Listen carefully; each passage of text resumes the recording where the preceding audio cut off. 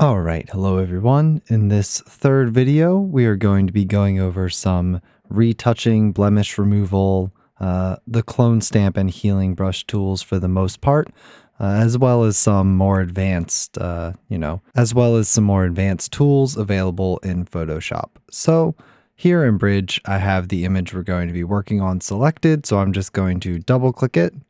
And then within Photoshop, that's going to open up in Camera Raw first. And I am ready to just hit open and have it open up for us in Photoshop. So getting right to the point, let's explain the clone stamp, spot healing brush, and the healing brush tools. So the first thing I'm going to want to do before doing any of these edits is make a copy of my background layer. The way that I do that is to double click on the background, and then it will let me create that as layer 0. I can hit OK.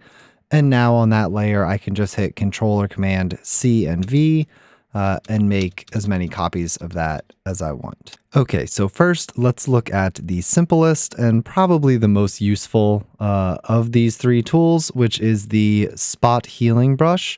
It'll look like a little band-aid with a little kind of dotted circle on the underside of it. If you right click on that, you can then get to the healing brush, which looks the same. It's a little band-aid, but it does not have the little dotted circle.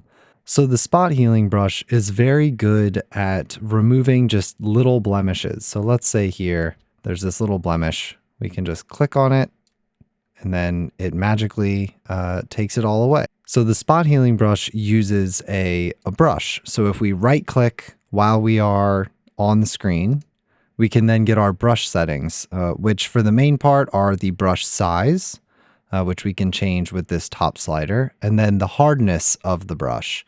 This may be a little more easy to show using just the regular old brush tool. So if I set this to black, so now we're just drawing on the canvas.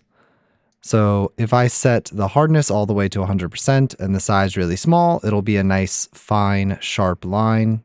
And if I set the size big, but then reduce the hardness, it will be a big, soft area. And how that applies back to our healing brush tool, generally we will want to use, especially for blemishes like this, a relatively small brush. And I find the hardness to work best around 75%. And then you can just go and click around on any little blemishes that you may find. Before we get too far, though, let me explain the other two. Next is the healing brush tool. So it seems very similar, but this one is actually a little bit less automatic. So with the spot healing brush, whenever we click, and that area turns black, it is going to read all of the areas around that selection and use the texture and color of those areas to kind of smartly fill the selection that we've made. And generally, it does a very good job. The healing brush tool is a little bit more manual. We have to hold Alt, and then you can see a little cursor hold up whenever I click Alt. And then we can select an area of texture that we want to then transfer over to another area. So if I select this area of skin right here, you can see that it kind of overlays that texture and that little selection underneath of the brush. And then if I click, it will make an almost exact copy of that texture, but it will change the color of it. So if I select here on this very smooth skin, then go over here to the lips, you can see that it's keeping the color of the lip, but it is transferring that texture that we had selected onto it. Likewise, you could select the pattern from this sweater and then bring it over here, and it's going to transfer the pattern, but it is going to apply the color and kind of brightness of the surrounding area that you apply it to. It's not used very much, but there are times where a spot healing brush just doesn't work very well, and you'll have to, use the healing brush, which tends to work 100% of the time as long as you've selected the right area. Next is the clone stamp tool, which is down here. It's a different area. It's the little stamp symbol here. So if we click that, Just like with the healing brush tool, we need to hold Alt and select an area on our image. Let's get a little bigger of a brush. And unlike the healing brush tool, the clone stamp tool will make a one-to-one replica of whatever we select. So if I select her eye, it will then let me copy and paint that eye somewhere else, anywhere else. And this can be useful in areas where the spot healing brush might have some trouble. So let's say we wanted to remove this little flyaway hair right here. We can select the area just adjacent to it, and then we can slowly draw in that area. Of course, we still have the same hardness and brush size settings that we had before, and you can just very accurately duplicate exact areas. So with that being said, let me go and just speed through removing the blemishes here on the face. Okay, so one little area to note right here, I'm trying to get rid of these two little spots, but when I'm using the spot healing brush, you see how it's making this green area. It's not really transferring the color very well.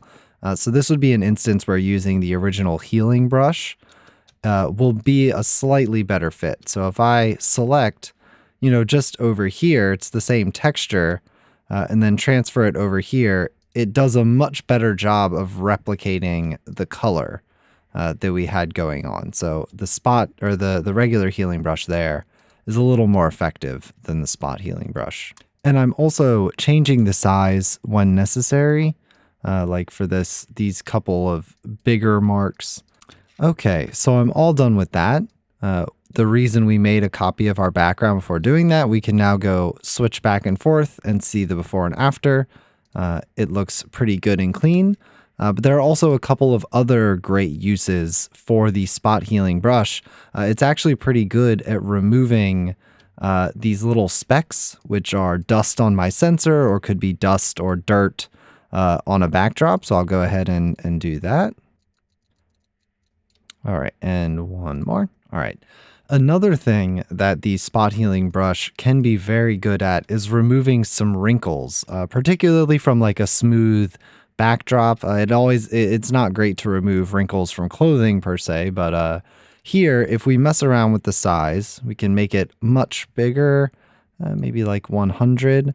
And we may have to mess with the hardness, but this setting at size 100, percentage around 78, and we can just slowly drag around these straight lines here, and it does a pretty good job. So I will speed through this.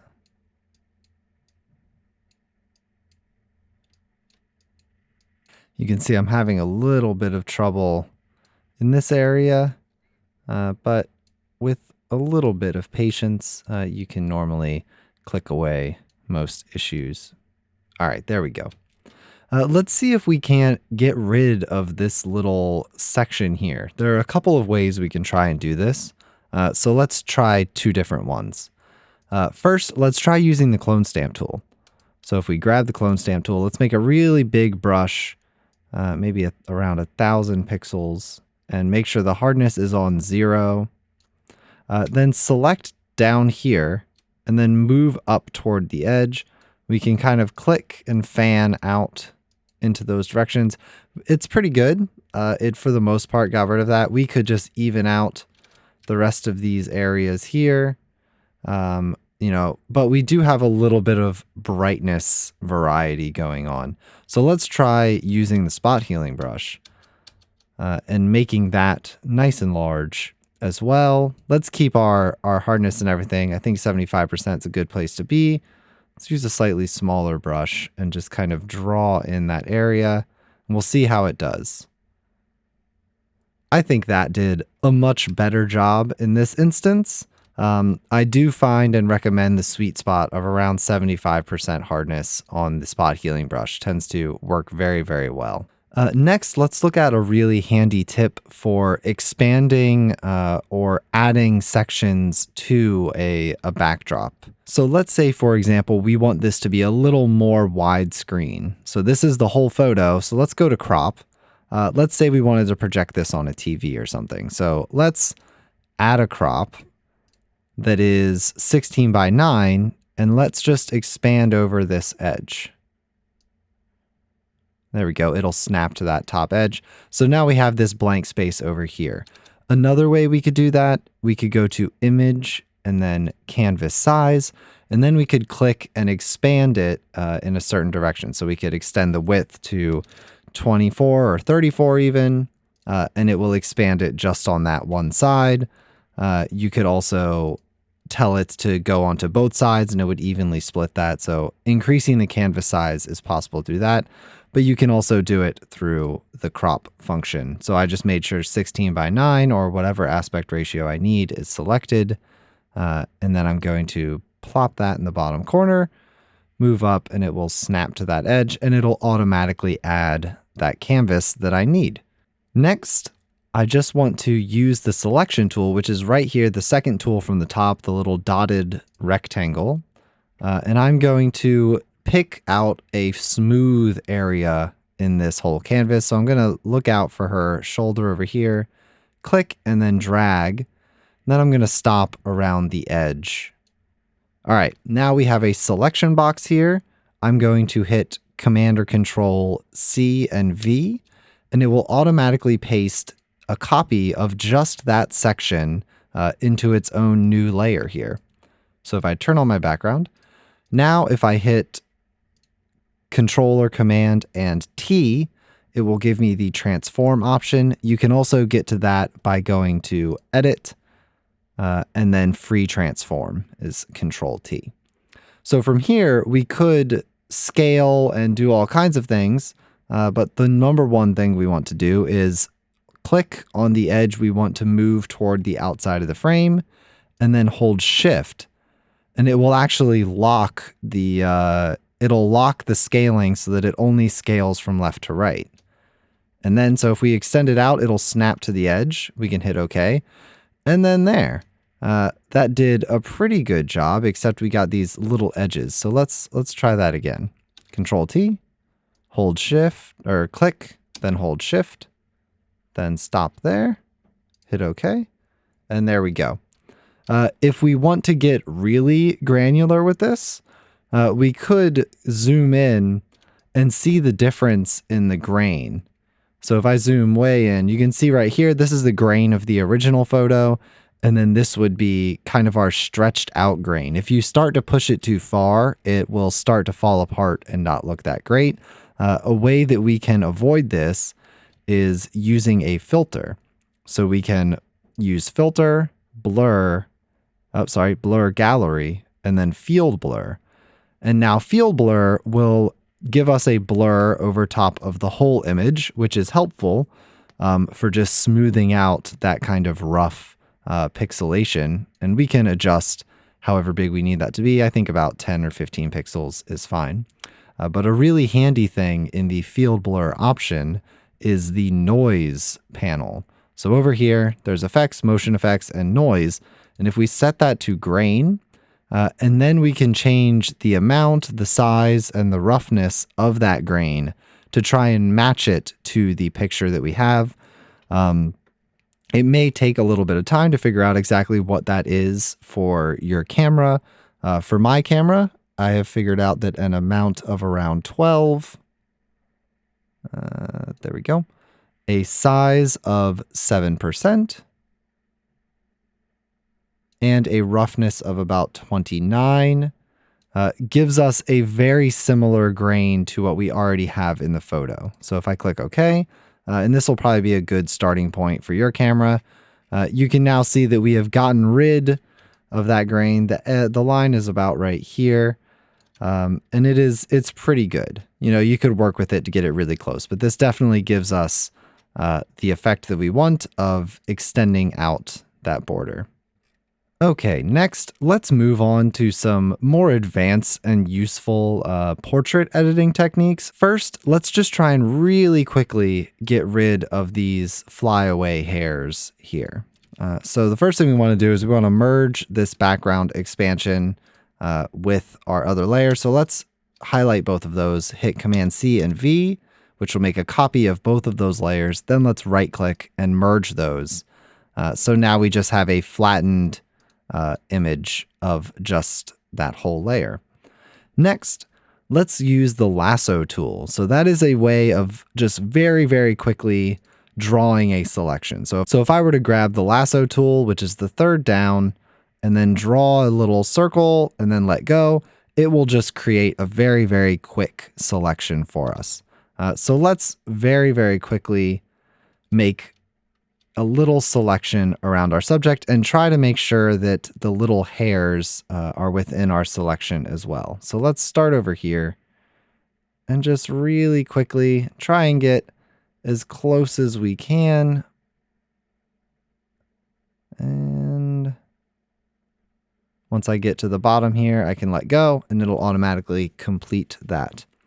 Next, let's go to Edit and then Content Aware Fill. It's a great, relatively new feature to Photoshop. So when I click this, we can see it highlights all of the content that it is going to be using to then try and smartly fill in this area. And then right here, we can see an example of the output. So this is where our subject would have been, and it is smartly taking all the information from the outside and covering up this selection.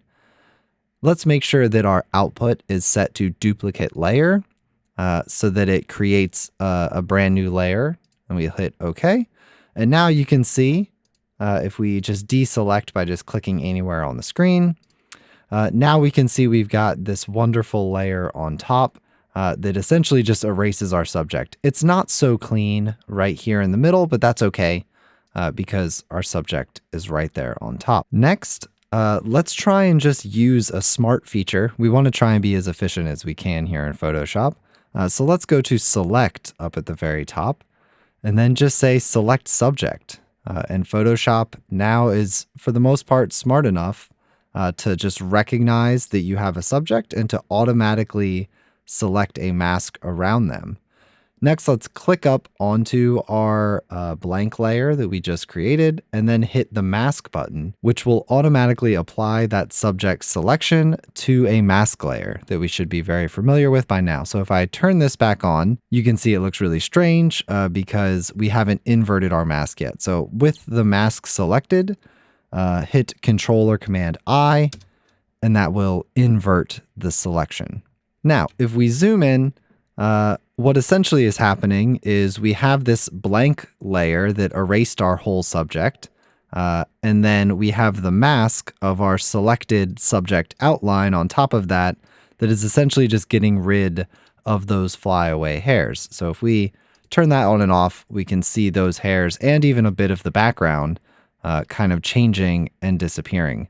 Now, this is a little bit rough. So let's refine this a little bit to make it a little kind of less artificial feeling. So if we go over to the mask and double click on it, we will get some more refined selection features.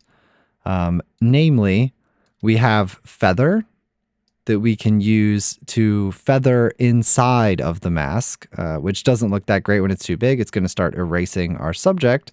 But if we feather it a little bit, we can then use the next useful slider, which is Shift Edge. So we can shift our selection kind of back away. You could also shift it inside, which would cut into our subject more, but we want to use the negative function and just go outside of our subject. And we can just find a good balance between maybe a little bit of feathering and then a little bit of shifting away to just bring back a tiny bit of the feeling of, hair. So this looks good to me. And I am now just going to hit OK. And great, it has now modified our mask there. So if we turn it on and off, we've now, I think, done a pretty good job of just eliminating some of that, that unwanted flyaway hair. So now that that's all done, let's also copy and paste those two layers and merge them together so that now we have a fresh flattened layer. And we can turn it on and off and see our wonderful changes so far. Okay, our next more advanced Photoshop feature is going to be some skin smoothing for portraits. This is generally something that is done more in a magazine setting or something like that, but it is a useful little tip to know. So first we want to make a copy of our background layer as always. And then next you want to follow these steps. There are lots of tutorials out there that you can probably find other ways to do this. This is the way that I have found works best. Let's invert that copy. So I'm going to hold Control I and turn it into kind of a horror movie looking thing. Then let's change the blending mode, which is this little drop-down menu over here next to opacity on this layer. Let's click there and change this to vivid light. And it looks even more crazy now, but stick with me. Next, let's go to filter and then other and high pass. And within high pass, set your radius to 24 pixels and hit OK. All right, next, let's go to filter again. And now we are going to select blur and Gaussian blur. And here we want to kind of zoom in. You can hold Control and then click and it'll let you zoom in. And then you can hold Alt and click and it'll let you zoom out. We want to zoom into the skin and select a radius that gives us, the texture of the skin. If it's too small, it'll just get rid of all the texture. And if it's too big, it'll just kind of end up going back to the way it was before. We want to find something in between. So around 3 is looking pretty good here. We're still seeing the texture of the skin, maybe 4. So let's go with 4 and then hit OK. All right, now we have this crazy look over the whole thing. And the way we want to select it on just the areas of the face that we want is, of course, with a layer mask. So let's click down here on the little rectangle with the circle inside and create a layer mask. Then let's press Control I to invert that mask. Now let's go over to the brush tool. Make sure we are selecting white, blend mode normal. Our opacity can be 100% here. Hardness should be 0 and size, whatever we need it to be, just to generally fill in the face. What I like to do here is fill in the face. So I'm just clicking, dragging, filling in the entire face, even, not worrying about covering the edges. I'm just filling in everything. All right, that looks good. And then I'm going to hit X on my keyboard to switch to black, or I could hit this little swap button right here. And then I'm going to make my brush a little bit smaller, and I'm going to start erasing the places where there are fine details and lines. So I'm going to draw like a very neat outline around the whole face here. There we go. There, see how it brings back the definition there in the hair and around the jawline. So let's go up, try to not have this affect the hair. Next, let's fill out the eyes and also the eyebrows. There we go. Very good. Then we want the creases of the nose to be nice and filled as well. Make sure to erase the lips, and that should be pretty good. So from here, we can just reduce the opacity. So right now, this is a very kind of ultra smooth airbrush look, which may be what you're going for. But to me is a little bit, see, I forgot a little bit there, and you can just turn it on and off to see if you might have missed any areas. But this is very, very kind of airbrushy. So let's just turn the opacity down. That's all we need to do. Maybe around 50%. There, just enough to kind of get rid of some of the harder edges, but still keep that nice detail in the skin. And as always, let's copy and paste both of those layers and merge them to a fresh flattened layer. We want to keep these layers just in case we need to go back and change anything later. And now we can see our before and after. Next, let's tackle a very common problem, which would be kind of oily or reflective skin. Her skin is not very oily at all, but we do have this little hot spot from the light that we can get rid of. So let's make just a fresh layer, not a copy of any of our existing layers, just a new blank layer, which would be down here, the little square icon with the plus. Just click on that. Next, we want to grab the eyedropper tool, which is right over here. And we want to select an area of skin that isn't, this highlight, like this kind of area right here looks pretty good. So just click it a couple times, click around, get a good selection of a nice neutral skin. Then let's switch over to the brush. And here we want to change the blending mode up here from normal to darken, which means that it will only let us paint on the very brightest areas, and it will leave the darkened areas alone. Let's change our opacity down to 10%. There we go. Let's get a little bigger brush here and 0 hardness. And then let's just very gently click and drag into these highlight areas. You can maybe go down here to the nose just a little bit. And that is looking pretty good. Next, let's also set our blending mode of the layer to darken. And there we go. Now we can see it is just darkening and adding this skin tone underneath of this bright area here. This is maybe a little bit much, so again, we can reduce the opacity maybe down to about 60%, maybe a little less. Let's go down to like 40% there. There are other methods, but I find that one to be a pretty quick and easy method to just get rid of a little bit of hotspot. All right, great. So those are the majority of our edits. Let's select those last 2 layers. Again, Control-C, Control-V, and merge those so we have a new flattened layer. Then let's select all but the last layer and the top layer, and let's make a group of this. So let's right click on that selection, say group from layers, and let's call this retouching. There we go. So now we have this solid layer that just keeps everything nice and organized. All right, next, let's add our global edits. So let's go ahead and add our layer, new adjustment layer, and levels. And we're just going to make sure the bright point is nice and bright. And then we can drop down the midtones just a touch. And that looks pretty good there to me. Of course, here we could add dodging and burning if we want to, but I think we're just pretty good already.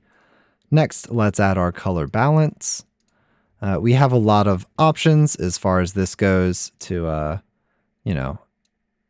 add whatever kind of mood we might want. The color balance in the studio was already pretty good. So there, I've just warmed it up a tiny bit, gotten rid of a little cast. Next, let's add a hue and saturation layer.